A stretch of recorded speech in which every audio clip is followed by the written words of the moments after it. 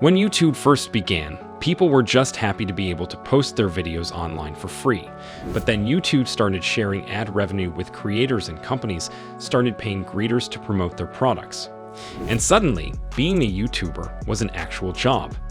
In fact, it didn't just become a job, it became the job.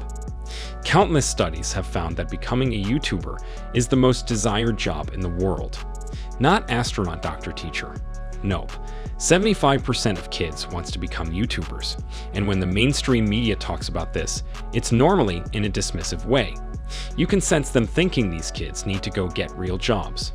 And that's because influencer has become a bit of a dirty word. To many people, an influencer represents talentless narcissists who filmed themselves for social media, fake their lives, look better than reality, and get paid ridiculously well to shell products for companies. And in some cases, there may be some truth in that, but an influencer can mean many things. Loads of influencers on social media are incredibly talented, creative people. Because the simplest definition of an influencer is just a person with the ability to influence potential buyers of a product or service. It's not really a new concept. We've always had celebrities who do that.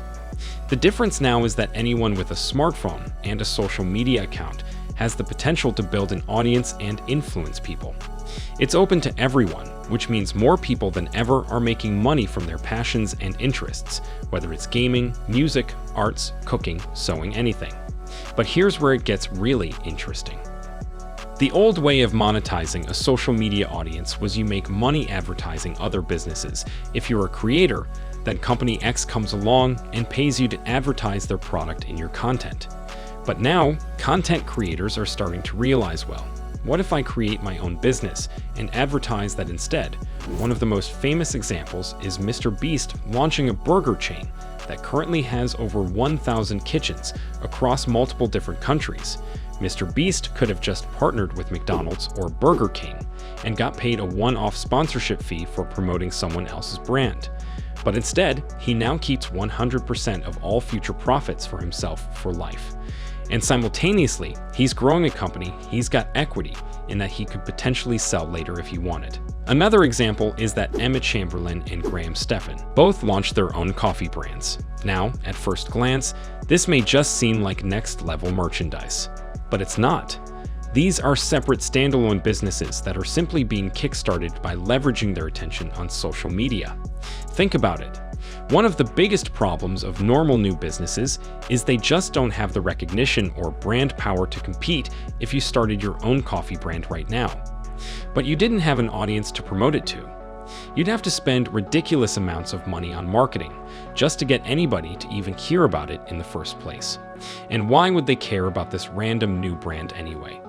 But if a YouTuber starts a business, they already have an established brand people love, and they already have a loyal audience to promote their products and services so they can get an influx of customers right from day one. Of course, this spans so much further than food and drink.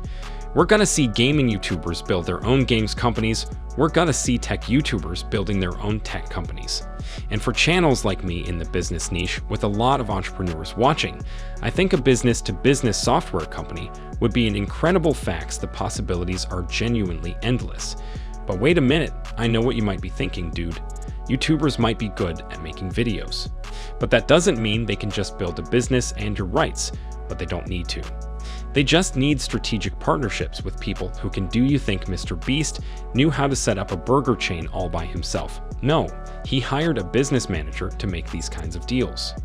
And they partnered with a company who helped set up and run Mr. Beast Burger. So I'm not suggesting YouTube has figured this all out themselves. I'm suggesting they partner with someone or some company to create a product or service together. Someone else can handle a lot of the logistics side, and the YouTuber can focus on the branding and marketing. For example, the YouTuber could show behind the scenes of running this new business and incorporate the products into their content to get their audience even more connected to this new brand. And because YouTubers know their audience so well and have a relationship with them, they can think about what products and services will fit best with their fans. Like with Mr. Beast Burger, the products are named after people on the channel. So it's much more fun for fans and actually makes you even more attached to the Mr. Beast brand in general. And you probably don't just buy from there. Once you probably keep coming back for more and more as a repeat customer, which means that you're regularly interacting with the brand in the physical world, not just the digital world. So here's the simple truth here. If you're making content yourself, or you ever plan to, don't just think of yourself as an influencer or a video maker. Stop thinking of yourself as an entrepreneur, and a whole new world of possibilities will open. The crucial difference is that instead of doing a one-off sponsorship to promote someone else's brand, you can be building your own business that you have equity in. Thus, it can be way more profitable for you, and way better for your fans as well. Okay, time for some calculations. To prove this, let's say you create a product that costs $5 each when you produce them in bulk. You sell it for $20 each, so $15 profit per item sold if you had 1 million subscribers and just 2% of the audience buys up. That's 20,000 people, which equals $300,000 of profits. Now, let's say the product is a recurring subscription that people pay for every month. Congratulations, you've now got a multi-million-dollar business on your hands. Of course, this can work for much smaller channels too, because the crazy part is it's not just the YouTuber's audience who can buy the product or service. Profits can be reinvested into other marketing to reach a whole new audience. And if it's a good product or service, people will tell their friends about it too. So this new business can eventually be its own thing, totally separate from the creator. For example, you don't ever have to have watched the Mr. Beast video to buy a Mr. Beast burger. If your friend was ordering one, you probably order one too. It's a standalone business in its own right. Now, even if you do partner with a company to help launch your own products and services. I'm obviously not saying this is easy, but I am saying there will definitely be a lot more private label companies looking to do joint ventures with creators, because attention is the currency that matters most. If you have people watching you and your content, you can make a lot of money. It's that simple.